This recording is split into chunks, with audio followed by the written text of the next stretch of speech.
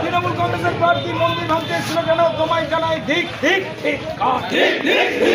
পলাশ রায় হুঁশিয়ার, সাবধান। হিন্দু বিরোধী পলাশ রায় হুঁশিয়ার, সাবধান। হিন্দু বিরোধী পলাশ রায় হুঁশিয়ার, সাবধান। তৃণমূল কংগ্রেসের প্রার্থী পলাশ রায়, তুমি কেন হিন্দু মন্দির ভাঙতে এলে? জবাব চাই, জবাব দাও। আজ শুভ রামনবমী।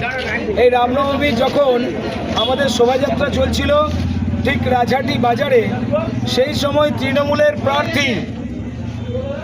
প্রার্থী পলাশ রায়, যিনি দলবল নিয়ে এসে, যিনি কিছু জেহাদি সদস্যদের, ওনার দলের সদস্যদের নিয়ে এসে, আর এই পুরো তৃণমূলের পুরো সিস্টেমকে নিয়ে এসে আমাদের এই যে রাম মন্দিরটা আছে, এই রাম মন্দিরটাকে ভাঙার চেষ্টা করেছে।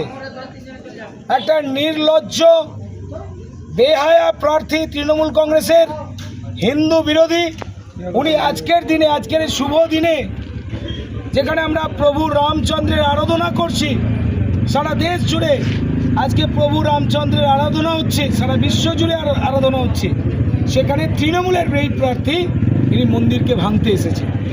কারণটা কি না, তৃণমূলের আজকে প্রচার ছিল, সেই প্রচারে তৃণমূলের একটা গোষ্ঠীর ছেলেরা ওদের ফ্লেক্স ছিঁড়ে দিয়েছে।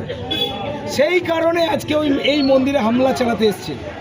আমরা আজকে প্রতিবাদ মিছিল করলাম এই ঠাকুরানীচক অঞ্চলের শিমুলতলা এলাকায়। তো প্রতিবাদ মিছিল করেছি। কালকে আমরা সারা খানাকুল জুড়ে প্রত্যেকটি অঞ্চলে অঞ্চলে প্রতিবাদ মিছিল, রাস্তা অবরোধ আমরা করব। কারণ হিন্দুদেরকে আমরা বলছি যে আপনারা সবাই সজাগ হন, সতর্ক হন। আজকের দিনে যিনি তৃণমূলের প্রার্থী, তিনি যদি আজকে এই মন্দির ভাঙতে আসতে পারেন, ইনি জিতে গেলে কি করবেন? কত ঘর পুড়াবে, কত ঘর জ্বালাবে। 2021-এ আমরা দেখেছি বিধানসভা নির্বাচনের পরেও নতিবপুর বাজারে আমাদের 25টা ঘরে, হিন্দুদের ঘরে, এসসি সমাজের শিডিউল কাস্ট পরিবারগুলোতে আগুন ধরানো হয়েছিল। সেই সঙ্গে সব কিছু পাড়ায় যা ছিল সব লুটপাট করে নিয়েছিল। 25টা গাড়ি পুড়িয়ে দেওয়া হয়েছিল।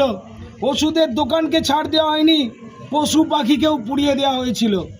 সেই দিন আবার ফিরে আসতে চলেছে যদি আপনারা সজাগ না হন। আজকে খানাকুলবাসীকে আমরা সতর্ক করছি।